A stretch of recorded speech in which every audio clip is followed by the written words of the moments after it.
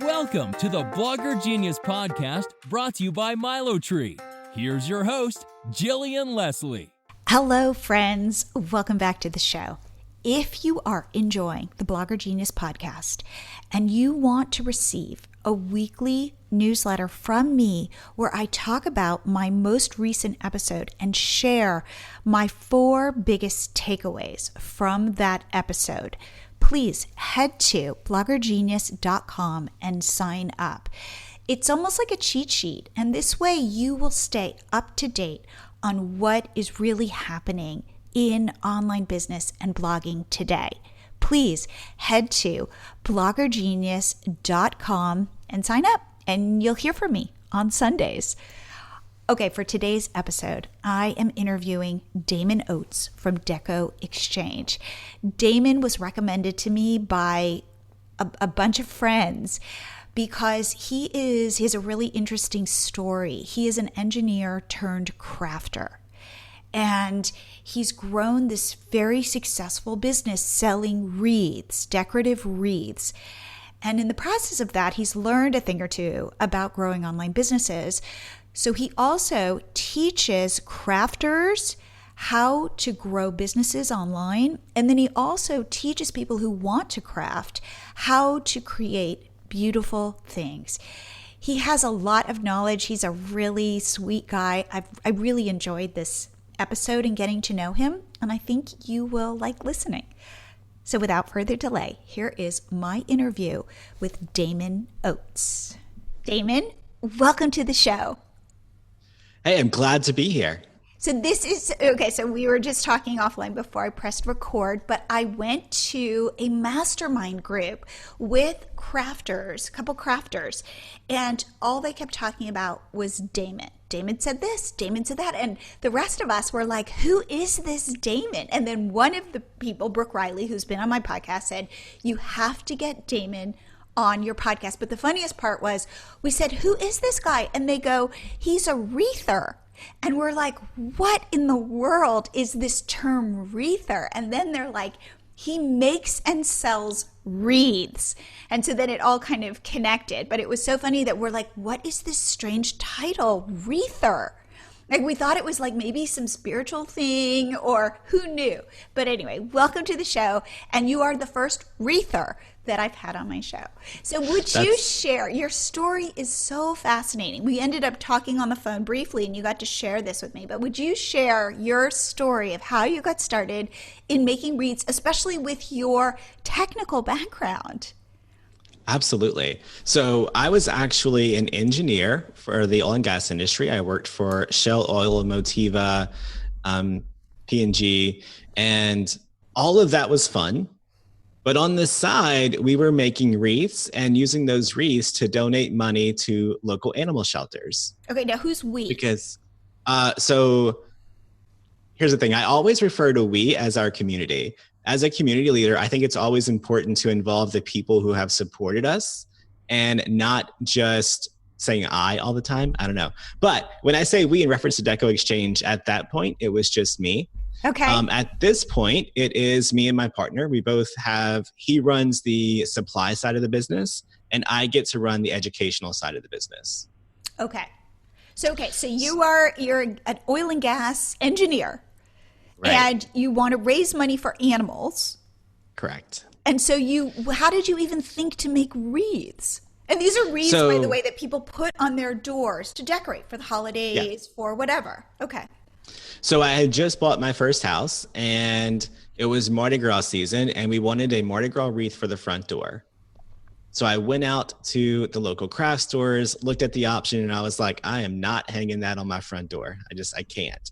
It was like $250 and it was like a skeleton. I was like, all right. So I went to YouTube and I found a whole bunch of videos and supplies and we made our first wreath. We hung it on the front door and a neighbor stopped by, pulled in the driveway and said, hey, my wife's been talking about that wreath on your front door for 2 weeks.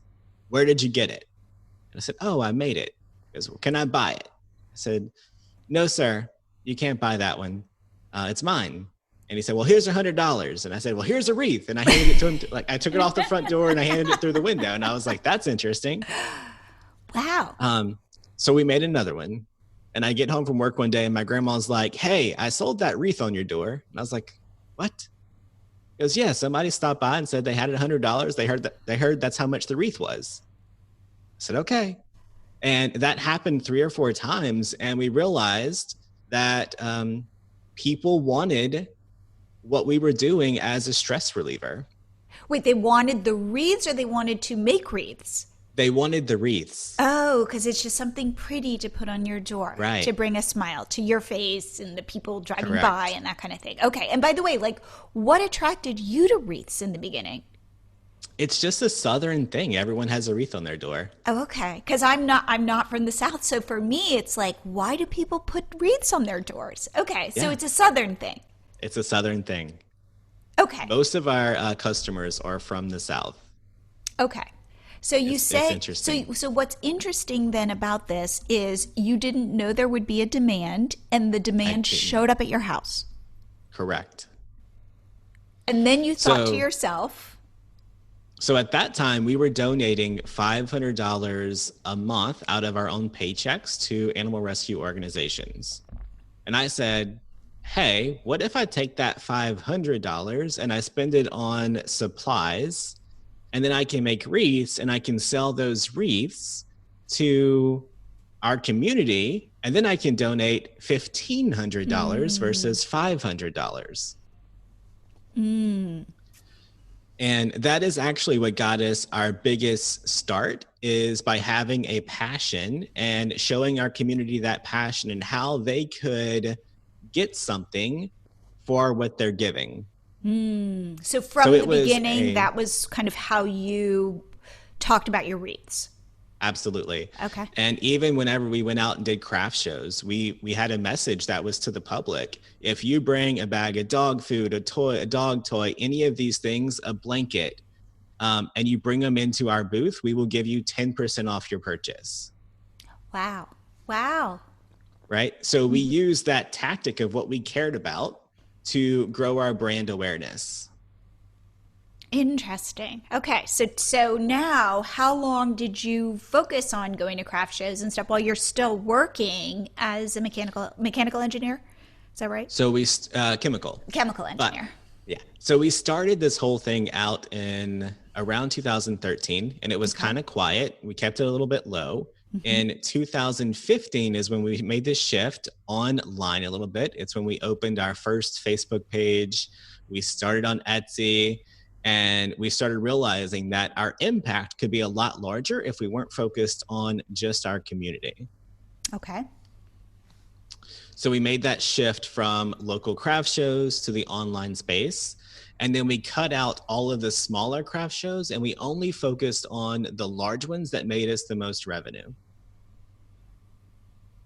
So that was a little bit of testing, right? So we had to go to a bunch of them to figure out which 5 we wanted to do every year. And did you figure out also what kind of wreaths people wanted to buy? Absolutely. And what were your top sellers? 90% of our wreaths were the exact same design every time. And it was just a medium-sized 24-inch wreath with lots of bows and a sign. Interesting. So I just have to say that, we do a coaching group and I was just teaching them the concept of the 80-20 rule. Yep. And that is a perfect example where it's 20% of your products drive 80% of your business. So for you, it sounds like it was even more skewed that way. Absolutely. Now we did other products and we had a variety of options, but we knew that what became a little mundane for us to create was our best sellers, which allowed us to then create what we wanted to. And what do you mean by that? You could create other products, other wreaths? We could create other wreaths. So it didn't have to be that same look or style every time. We were able to create something that sold less because of what sold really well. Got it. And were you and your partner, I guess, making all the wreaths, or did you hire people? Me. Just you? Just me. Yeah. Okay. Wow. At our peak, we were doing around 900 or so wreaths a year. Oh my gosh. Okay. So did like your After house work. explode with like just crafting stuff all over the place? It did. It did. Luckily, we had a spare room and a spare living room that I was able to take over. And then once we outgrew that, I bought a shop that was behind our house that we were able to store and create in. Wow. Okay, so now let's talk about then how you so you're seeing tremendous success. Absolutely. And are you still as passionate? Are you still donating money? Kind of where are you in your business journey? So we no longer donate 100% of the profits because it now supports a really large organization, but we still do donate a lot. So for example, today when I was at lunch, I noticed that the restaurant had gift cards. So we actually bought $1,000 gift card and left it at the restaurant and told them to buy every police officer's lunch that comes to the doors until they ran out of money. So our passion is still there, and it still allows us to do everything that we want to do while building a business. I love that. I love that. Okay. So you're now making all these wreaths yourself. You've taken over parts of your house. You're still working full time? Still working full time. I didn't leave my job until 2017. Wow. Okay. So then tell me about that transition. Right. So, I was high level in the company, manager, very secure job, benefits, 401k, retirement. And in October of 2017, I was in a meeting with other creatives, and the person in the room, Jennifer Allwood, challenged me that I would have to leave my job. And I was like, there's no way. Like, I literally go into the office, I do about 2 hours worth of work. And unless they need something, I get to sit on the internet and do my business. Like, why would I ever leave that job? Okay.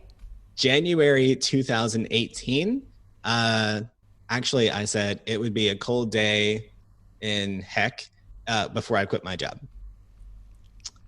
January 2018, it snowed in Louisiana. Ooh. And I said, that's a sign. That's a sign. So I wrote my resignation letter and I sent her a picture of it so I took a picture of sitting in my driver's seat with the resignation letter and my windshield right behind it with the snow on it. And I said, it's a cold day, turning in my letter. That January in sales, we did my whole salary. Wow. Like the whole year's salary in 1 month. And I was like, okay, here we go. And I left my job in February of 2018, and it's been online ever since.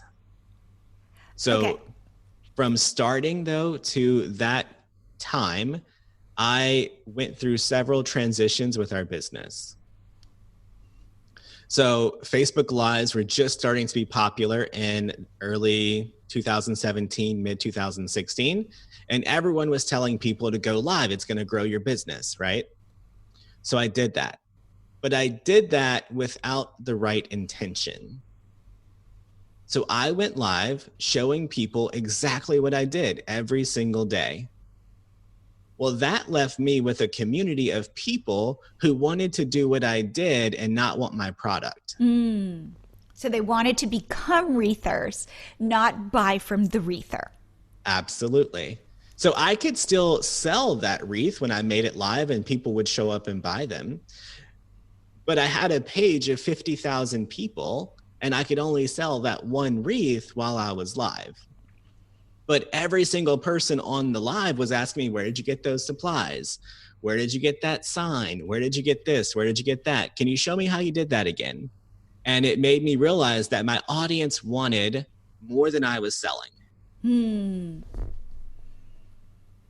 So we created a tutorial, and it was right at graduation time. And we said, hey guys, we're going to sell this tutorial and we're going to give a kid a scholarship. And I think we ended up selling about 1,500 copies of that tutorial in 30 days. Was it a video? What was it? What was the actual It was a tutorial? video, like a detailed step-by-step video of me making a wreath. And how much did you sell this for? $14.99. Okay. And people showed up and just purchased it. People showed up and purchased it. And I'm like, wow, hang on. Our audience wants a different product than we're offering. Wow. And they're willing to pay for it. Wow. Okay. And people were asking, hey, are you going to do more classes? Are you going to do more coaching? What are you going to do? Because not only that, but we were showing people all the time, like, hey, we're packing another box on Etsy. We're shipping out 10 and 20 wreaths a week on Etsy. So they're asking business questions like, how can we do that? Got it. So it allowed us to just meet the needs of what our customers actually wanted. So what was then the first product for these people who, let's say, wanted to make wreaths and sell them? What was the first thing you came up with? So first you had the video, and that was a great proof of concept. Right. And so we actually did that 5 times. Same video or new videos? New videos, same concept. You'd So sell we did the 5 video. different styles and sold those videos to test the market. Okay. So I wanted to make sure that there really was a need and it wasn't just a one-off fluke with a good purpose. Got it. So we did all 5, and all 5 times, at least 50 of the same people purchased the tutorial. Not just 50 sales, but 50 of the identical people purchased all 5. What a great So test. that let me know, hey, wait a minute. If I do this subscription coaching group where we deliver content regularly, there's a good chance that at least 50 people want that information. So it was probably about 2:00 on a Saturday. One of our friends were like, hey, you should do a subscription group. And I was like, I'm never doing that. Saturday night, about 11 p.m., I put up a quick sales page and I posted it on my page, and I woke up and there were 300 people that had paid to join the group. And I was like, turn it off. Turn it off. What did we do? Turn it off. Turn it off. And we took down the sales page real quick. And it's just been growing a community of people who wanted something ever since. What I quickly realized, though, was that I needed to separate my teaching. So in that initial community, I was trying to give them business advice and creative advice. As our community grew, they had people that were like, well, we don't want to join because we don't care about business. Or we don't want to join because we already know how to make wreaths. So we were able to actually split that group. The people who joined in that initial rush, they got access to both memberships for the same initial price. But now we actually offer creative coaching and business coaching separately. Got it. Because the people that where I met you, they weren't wreathers. They're in the business side. I mean, they might be, they're bloggers, they sell products, that kind of thing. So when they kept talking about Damon the Wreather, it was like such a disconnect for us, because we're like, you don't make wreaths. And they go, no, Right. It's not that kind of group. So they're in your business coaching. Correct. Okay, so now here's the thing. You're also making wreaths. Absolutely. So there are 3 parts to your business. And we sell the products to make wreaths. So there are 4 parts to your business. There are 4 parts. Okay, so who is now making wreaths? Do you have a team? Oh, it's still you. I still make them. You still make them. We make and produce less. They are higher priced now because they're more of a commodity item. But we sell the product to make wreaths. So it's still of a benefit to us to go live on Facebook for free and show people how to use our products. Got it. Okay, so you're making wreaths, and like, what % of your time are you making wreaths? About 3 hours a week now. Okay. So not a lot. No. Okay. And then is it a subscription business in terms of selling the supplies, or is it like I can go to, and are you selling them on Etsy, or is it a Shopify page or Shopify site where you're selling, like, let's say the wire and the bows and all that stuff? So how do you do that? So all of that is just on a Shopify store. It's just a resale online market. Anyone can purchase there, but we do have a subscription attached to it, and that is a discount club. Okay. So you can join a discount club to always get a percentage off of our supply store. Okay. So you pay how much per month to be part of the You pay $8 to be part of a discount club. Okay, and then I can buy as much as I want at a discounted Absolutely. price. So kind of like a wholesale price. Right. At 15% off. Great. But then, okay, so you're not though, there isn't then a subscription where you're sending me stuff every month. It's that I get to go purchase either retail or pay this fee and purchase wholesale. Right. And are you stocking all of this? We are. So we actually have a 14,000 square foot warehouse now. Oh my gosh. So you're sourcing all of this stuff, say, from China, and you're keeping it in your warehouse. And then do you have a team of people? I take it you are not the one packing the boxes? No, I don't pack boxes anymore. Okay. So we have 4 full-time people in the warehouse, and then we have 3 temp people in the warehouse basically all the time who pack boxes. And this is, your partner is the one who's in charge of this part of the business? Correct. He's in charge of making sure things get packed and shipped and reordering. Wow. Got it. And then are you going to China and finding different supplies, or are you able to do all of the sourcing and stuff here from the US? And are you the purchaser? Are you the one who's selecting product? So I am the purchaser. I get to select the product, but I don't have to go to China to get it. There are about 4 large companies who go out and do that for us at this time. Wow. Wow. Okay. So to back up. So let me give you all of our revenue streams with just Wreaths. Love it. All right. So we have the creative coaching where we show people how to make their own wreaths. And how much is that? Wait, how much is that a month? $24.99. Okay. So go ahead. So Let me tell give me you the life cycle. our life cycle. Love it. So basically we go live on Facebook and we show people how to make wreaths, right? So we're intriguing them on the hobby. At that point, we're selling them product from the warehouse. So then they get all this product and they realize, you know what, we need a little bit more help than that free video. So now they're getting advertisements to join the creative coaching group, which is so you're targeting them on Facebook with Facebook ads. With ads. Okay. Right. So we're basically creating our own need for people to join that subscription group. Yes. Well, now you're in this creative coaching group and you're making all these things. What are you going to do with them? Yep. You want to sell them. Yep. So now we're targeting like how many wreaths do you really need? Okay.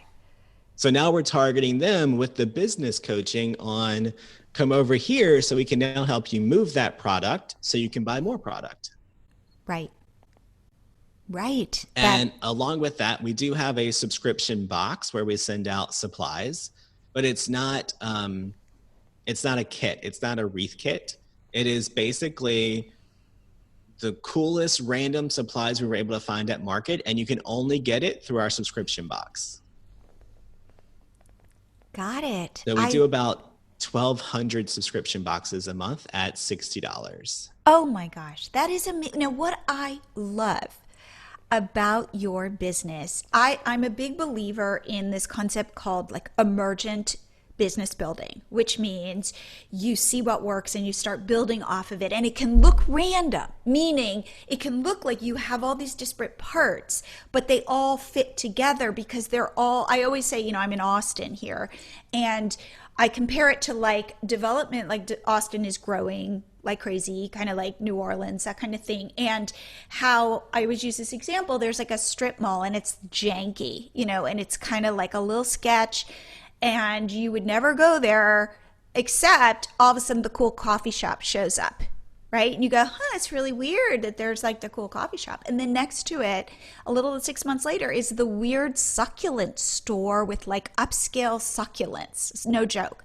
And you go, that's really interesting. And then next to that is the sushi place, the kind of cool, funky sushi place. And like all of a sudden, this strip mall that still probably has like the God, like the nursing uniform store, some old school thing now is starting to get hip and happening because it's emerging versus my dad lives in Florida in the planned community where all the houses look alike. And here is the clubhouse and here is this, and how different those experiences are. And I believe when building businesses on the internet, the emergent businesses, the ones where somebody is listening and responding and serving the need of their customer, that's the business. Like, that is how to build a business. So I am just so impressed with how all of these pieces, like, you would never have thought this when you made that first wreath, that this is going to become this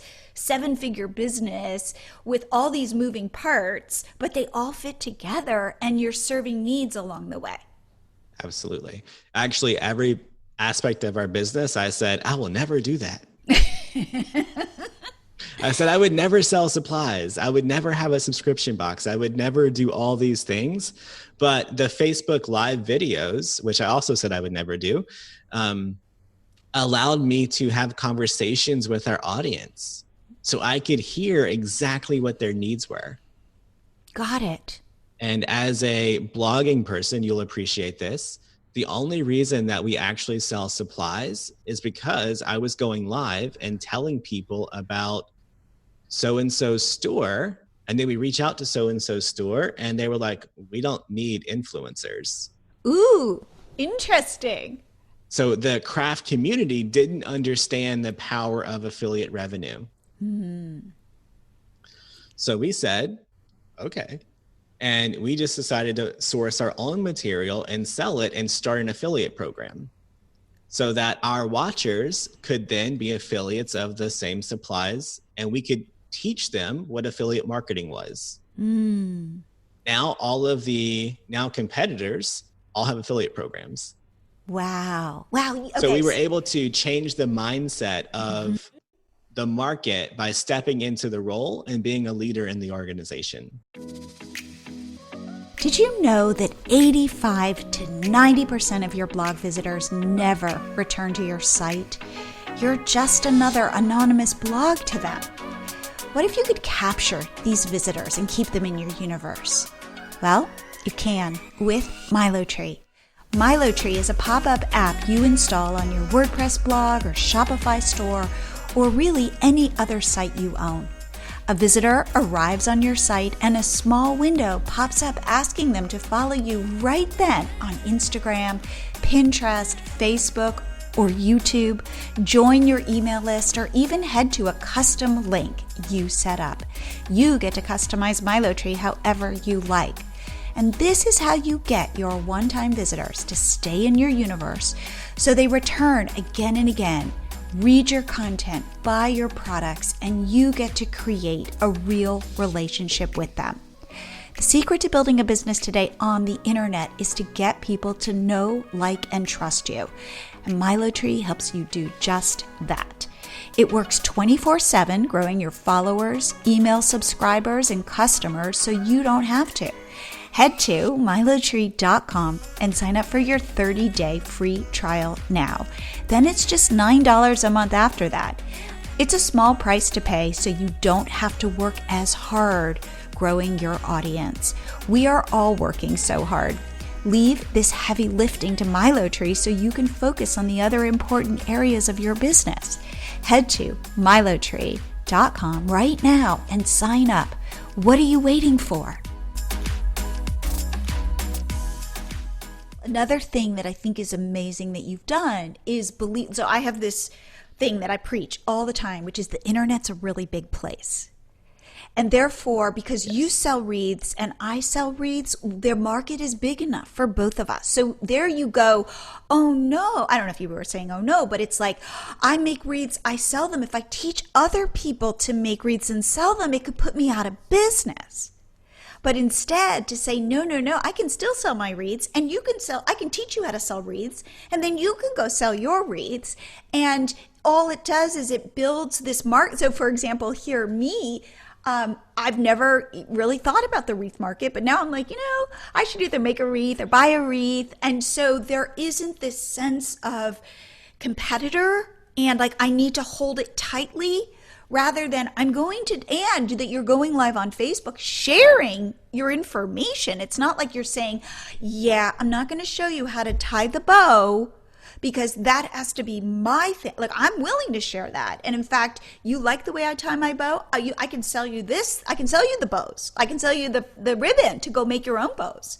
So there's a sense of generosity, abundance. You can have that mindset of scarcity, that mindset of abundance. And it's like you've just put abundance out there in such an important, like, big way. And we actually preach that constantly, is there's enough room for all of us, because there's always going to be people who are never going to make their own. Yep. Right. And there are people who still today, I'm like, guys, I can't fit you into my schedule. Like, there's no way I can get all your Christmas stuff done this year. They're like, okay, we'll wait till next year. Like, once you build that loyalty customer, as long as you treat them right, they're going to keep coming back to you no matter what. I'm always like, I have 2,000 wreath makers in my back pocket. I can get you a wreath tomorrow. It just won't be mine. Like, no, we want yours. Wow. Okay, so let's talk then about your 2 coaching groups. And then you also have a mastermind where I know a bunch of people in your mastermind. So you spend 3 hours a week making wreaths. And is that still, I just have to ask, is that still fun for you? It is, because we have this endless supply in the warehouse, right? So I can basically walk in the warehouse at any time and grab something new and something fun to play with. Got it. Okay. So then you've got your wreath making, which, is a couple hours a week. But now you're in charge of all of the coaching and all of that. So you have your creative group and you have your business group. And and these are memberships. And are these on Facebook, in the Facebook groups? How are you creating content for them? How do you keep the people engaged in these groups? How do you plan out what you're teaching? That kind of thing. So in the creative coaching, I actually hired 2 additional coaches back in February. So now in the group, every Monday we have a guest coach who comes in and does a Facebook Live and teaches something different than what my style is. Every Tuesday in the group, I'm in there live doing some type of live class. Every Wednesday, Coach Jackie's in there. And every Thursday, Coach Mel's in there doing something. So they're getting at least 16 live instructional videos a month. And then the three coaches all record step-by-step how-to videos that are put into their membership portal. So we look at the Facebook Lives as a spot to, of course, share information and teach, but it's more about the community. It's not always a great video angle. It's not always, there's lots of conversations that happen. So you get that community, you still get to learn. But then in the membership portal, there's that quick cut and dry, here's the steps, here's how to make it, and this is how much we sell it for. Got it. You mean you sell it, like, ultimately, if you make this wreath, this is kind of what we suggest you sell this for. Got it. Okay, and is this all happening on Facebook? Or these? It's all happening on Facebook. The membership portal is hosted in Entreport, but everything else is hosted on Facebook. Okay, now let's talk about the business side. So on the business side, when I first started business coaching and I left my job, I actually wanted to do more one-on-one coaching. And I figured out that I could replace my current salary with 100 students at $125 an hour. And I thought that was going to be amazing. Then I realized if I'm doing that, I can't help more people. So I shifted that down to about 30 one-on-one calls that I do available a month. But I made myself available instead for office hours in the coaching group. So basically every Monday at 10 a.m., I'm live in the group for an hour, hour and a half. It's on a Zoom call, and anyone in the membership can jump up on the screen and we can work through their problem. Every Tuesday, same concept. Every Wednesday afternoon. So we do Monday at 10 a.m., Tuesday 10 a.m., Wednesday at 7 p.m. for the people who are still working their jobs. And then I hired an expert in websites and coding and SEO and all those things. She's live in there every Thursday. And then we have another coach who focuses on quick wins, just little small things that you can do in your business. So she's putting out a quick win every Friday for people to implement. I love that. I love that. On top of that, once a month, we do a detailed training about something new that we've implemented in our business. We always implement something, wait about 3 months to get the results, and then share it with the community to let them know, like, hey, this is working, this isn't, this is how you would do it for yourself. Interesting. Wow. So you are providing, and how much is your business coaching? It's $37 a month. Wow. Oh my God. There's so much value that you are offering. And then you have a mastermind. We do have a mastermind. And for people who don't know, that's like an intensive. That's much more expensive, but they get to like go away with you. Because I think a couple of the people, Sarah Williams who's just on my podcast, was away at your mastermind, and Brooke Riley was just at your mastermind. And so then, how does that work? So in my mastermind experiences that I paid for myself, what I noticed was it was more of a high level coaching. They showed up and they were gone. In my head, it didn't feel like it was meeting the needs of what I needed. So I designed our mastermind around a 12-month experience.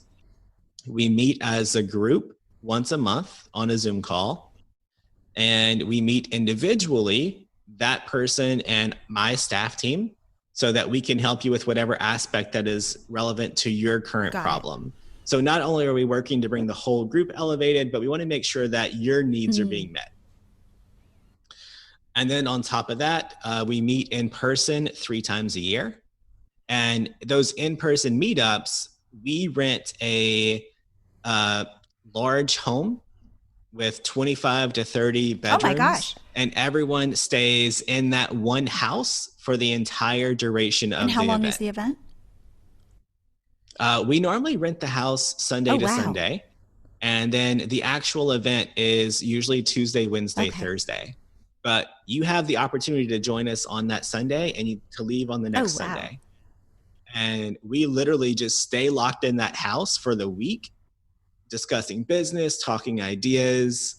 If you've ever been to mastermind, you know there's lots of laughing and crying that happens. Lots of stress relief. My parents come to the mastermind with us and they cook all 3 meals. So breakfast, lunch, and dinner. So you don't have to really leave the experience at all. And it's always a rejuvenating week in everyone's businesses to allow them to, number one, get some problems solved. Because if we don't have the answer, we know someone who does, and we're able to pick up the phone and get them on a conference call right there and get things worked out. We get to bring in some of our friends who are experts in books. Or last time we had Roberto Candelaria there, who does sponsorships. So how to work on getting like your podcast sponsor, like he has those connections. So we were able to bring in experts outside of what we can teach them. And again, I find that, like, for example, at the mastermind that I went to where I learned about Damon the Wreather, because I love it too when you're with businesses that aren't necessarily in your niche. So some of the problems are the same across businesses, and then some of them are not. But weirdly, when you hear how somebody else, not in your niche, is solving a problem, it's amazing how a lot of times it can unlock something for you because you're thinking about it in a very specific way. This is my niche. This is how my niche solves this problem. So to hear some orthogonal solution, a lot of times that can be relevant. More so than I think Absolutely. you think, than people think.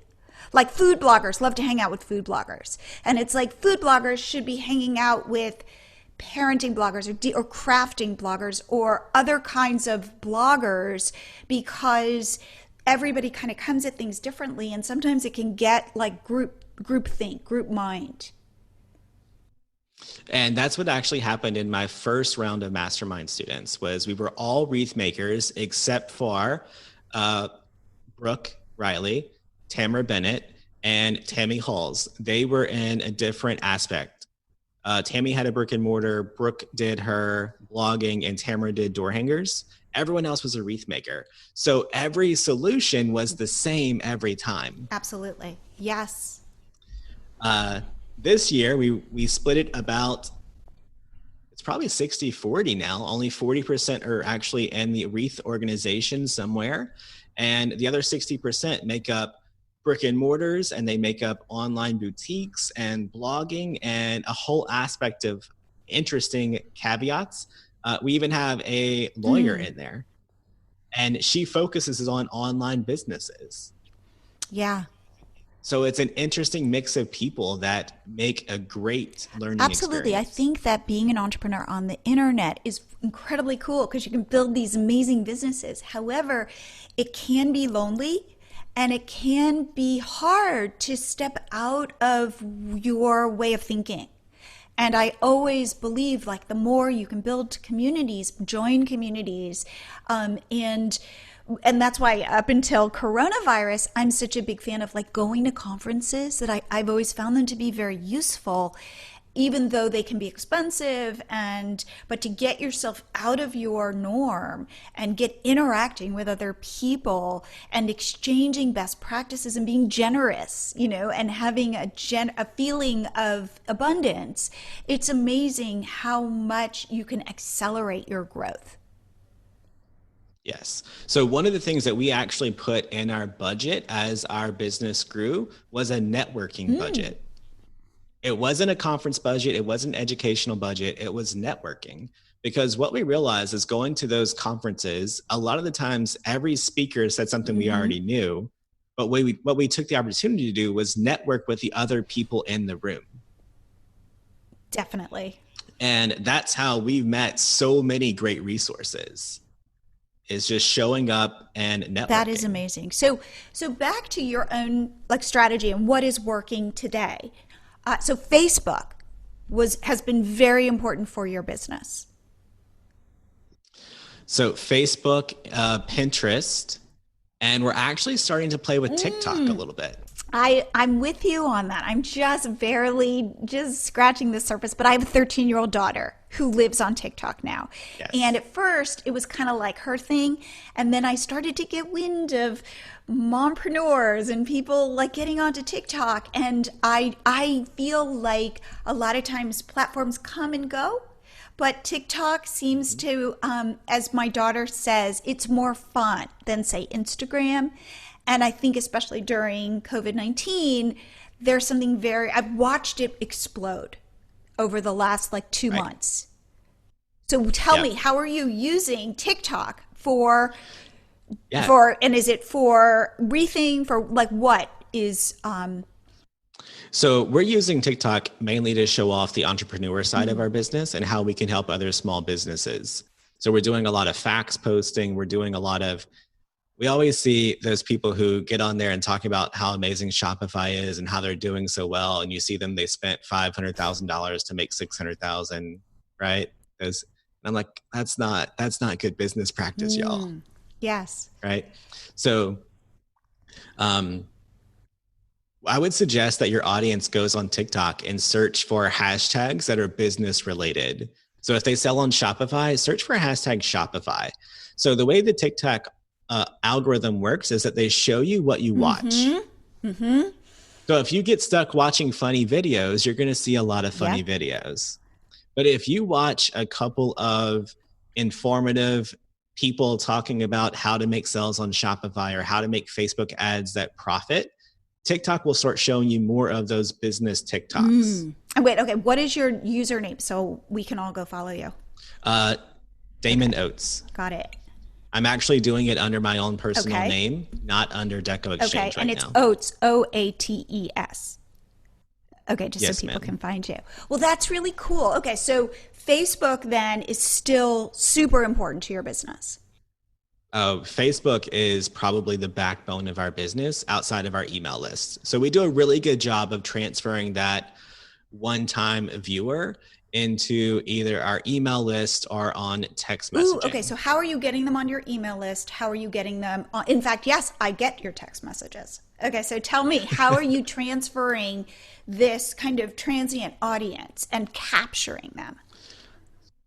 So what we like to do is we use ManyChat. We connect ManyChat to our Facebook Lives, and we tell them, hey, if you want XYZ out of this Facebook Live, just comment on the video and our bot will send you a message. So that's under growth tools, and under, I have ManyChat open right here. Let me look real quick.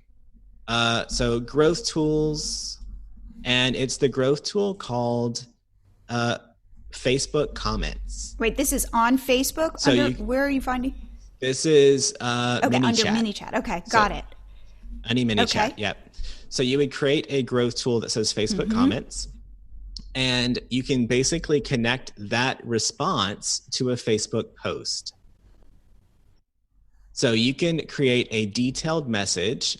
So let's say we were releasing new subscription boxes August 1st.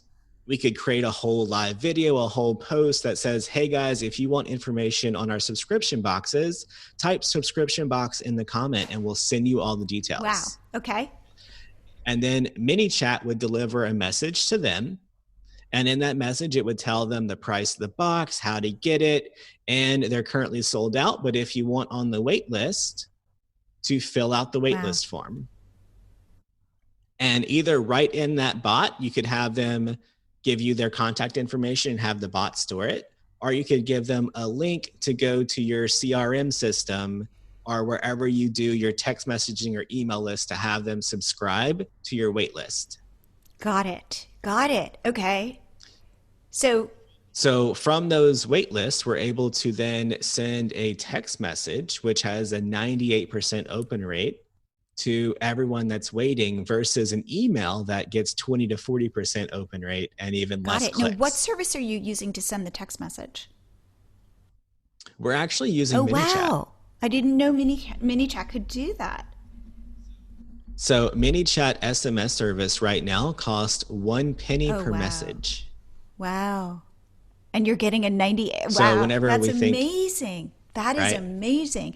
Do you know if you can put ManyChat on a Facebook group or only on a Facebook page?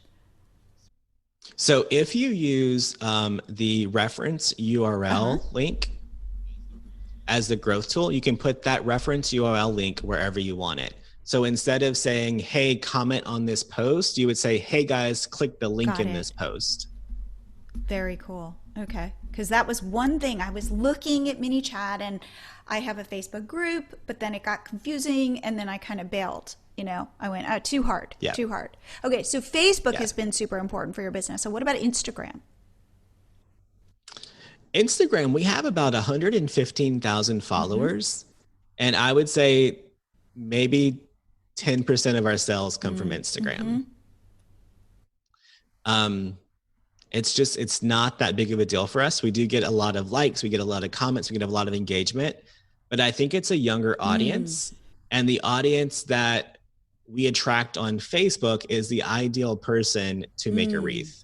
Got it. So go where your audience is. And Pinterest then is a big traffic driver.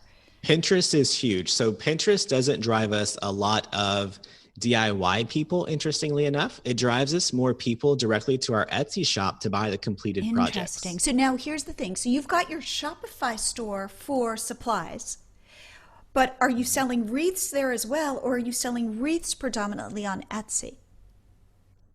We still sell wreaths predominantly on Etsy. And how do you feel about Etsy right now? Because I know they've gone through some changes and they're kind of wanting you to participate, not you, on Etsy, participate in advertising, and that was very controversial. What is your feeling about building a business on Etsy versus, say, building your business on Shopify, where you own it, but you're in charge then of driving people to that store? The great thing about Etsy is it's got a built-in audience of people looking. Absolutely. So Etsy would have to do some pretty crazy things to make me ever say Etsy is not the place to be. If I look at my traffic on Etsy, let's see if I can find it real quick. 40% of all of our sales come directly from Etsy traffic. Search. It's amazing. So far in 2020, we've made $143,000 on Etsy. Wow. And on average, Etsy takes about 9% of the sale. Okay. Nice. So if I do some quick math there, let's see. 142,679 times 9%. That says that I gave Etsy about $12,000 for my sales. But if I look at 142,679 times 40%, that's $57,000. So I could walk away because I'm mad that Etsy charged me $12,000, and I could leave $57,000 behind. What do you mean? Like where are you making? So because we did 142,000 in total sales, and 40% of those sales came directly from Etsy's traffic. Yep. Right. So if I walked away and I left those 40% of purchases, I'm leaving behind 57,000. And historically, every year after year, Etsy has brought me 40% of that traffic to my Etsy platform. And if I look at all time, that is almost $600,000 in sales of wreaths. Right? So talking about 40% of that traffic, that's a lot of money to walk away from. For free. Because a platform has its own customers. Totally. Well, that's the thing. I mean, we, my partners, my husband, David, and we talk about this all the time, which is to have a business on the internet, you need traffic. Traffic drives everything. And so if in fact you can be on a platform like Etsy and get free traffic, that, versus I have a Shopify store. Yes, I get to own the whole thing. However, how do I get traffic? I'm either going to have to pay for that traffic. I'm going to have to work Pinterest. Again, it's like all about that opportunity cost or the actual cost of I've got to run ads to it. So just being on a platform where there is traffic is so valuable. And I think that's what you're saying. Right. And I always tell people that if a customer makes the first purchase on Etsy, Etsy did its job. If they make the second purchase on Etsy, you didn't do your job. So your goal should be to use those customers from Etsy to convert from an Etsy customer to your own personal customer. Right? So your packaging in the box, your thank you cards, all those things that go out with your sales should be driving that next purchase on your own personal platform. Nice. That way, whenever that customer thinks next Christmas, hey, I need another wreath, they're going to remember you and not that they went to Etsy. Because if they go back to Etsy and put in Christmas wreath, you're going to be competing with the other 30,000 people again. Nice. Now, are you selling it all on Amazon? And how is that? Amazon is doing really well for us. Okay. So we have about 50% of our products being fulfilled by Amazon and the other 50% fulfilled by our warehouse. Okay. And are you selling supplies or are you selling wreaths on Amazon? Both. So we are doing the supplies and the low price point wreaths. Nice. So for us, we noticed that people will spend about up to $115 on Amazon for a wreath. On Etsy, they'll spend up to $300, $400. Wow. So and what's nice about Shopify is that you could actually create all those listings on Shopify and then use Shopify's integration apps to push it out to the different platforms. Nice. So that you can then have you can manage lives on Shopify, but it's now showing up on Amazon or showing up on Etsy or both? Or both. And if it sells on one of the three places, it comes off of your inventory everywhere. That's incredible. That is incredible. Wow. And I love, again, how you've built this out, I'm sure, going, wait, okay, how can we do this? And how can we now, so you probably, did you start on Etsy and then move to Shopify and then move to Amazon? What was the path?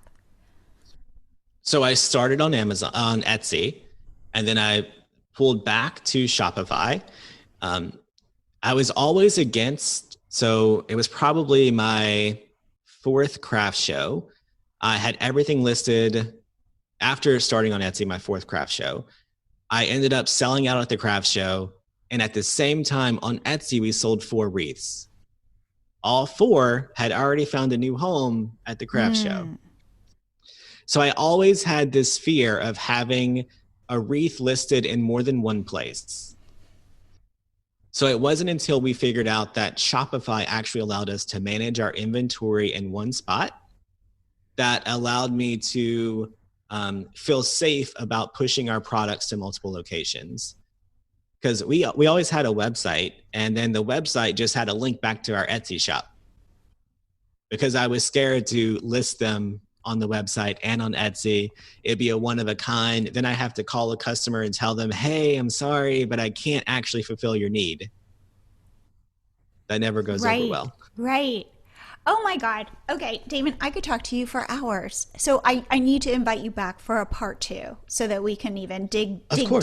But you are just, I get why people are quoting you. I really do. I feel like you are this teacher for creatives. And I think that for you, who's got this technical mind, and this creative side, you're the perfect blend of those two things, that you could put your technical mind on these problems while you're also creating beautiful things. And yes. I just think that we actually just started our own podcast. Ooh. But it's probably the hardest thing that I do, because as you've watched me this whole time, I'm talking with my hands, I'm trying to demonstrate stuff. We are very visual. So for creatives, you can't see it, but on the board behind me, that's literally what I teach on all the time. Okay. And so I can draw it out and help them map out how things flow so that they can visually see it. So it's one of those things that's interesting to do what we're doing now and talking about business on a podcast, where I can't hold up a sheet of paper and be like, no, this is how you connect those dots. Right. No, I think that, like we teach coaching as well. And I went from trying to talk it through to now having to have slides, because same thing, we too are very like-minded. It is all about connecting the dots. It's not just do this just to do it. We always go, how does this lead back to grow, to making money? I mean, literally, to either growing traffic or making money, but they're connected. So therefore, those are the two kind of hallmarks that this has to do one of these things. But it is about, you do have to really put the pieces together. And it is like building blocks, kind of like when you were describing now your inventory and how this is pushing to this, which is pushing to this. Like it is, we do the same. We have a whiteboard. I know everybody can't see this, but this is our whiteboard. And normally there are diagrams of this is connecting here, which is connecting here. We love mapping that out. So I'm right there with you. Okay, so please, Damon, tell people, how can they learn more about you, learn about your creative side and your creative business, learn about your business side and businesses and your podcast? Yeah, so for everything business and creative, we are DecoExchange all over the internet. DecoExchange.com for supplies. We have a blog that introduces people into the creative world at howtomakewreaths.com. And then our podcast is Makers Mean Business. And the podcast is all about, it basically started because of imposter syndrome, and makers usually don't feel like they believe to be a business because a lot of people don't see them as more than a hobby. So our whole goal behind our podcast is to encourage them into living into the business owner that they are. Oh, I love that. And we interview people. So every Monday we give you some quick tips on how to improve your business. And then every Thursday we have a Meet a Maker interview. That's terrific. And I hope I will be on your show in a couple months. Yes. We're going to get you on there. Well, I have to say, I'm so glad that my circle got big enough that you came into it and that I got to learn about you, and that I just think what you're putting out into the world is so positive and so good. So thank you so much for coming on the show. Thank you. Of course, glad to do it. And I'll be happy I'd to love come to have you back.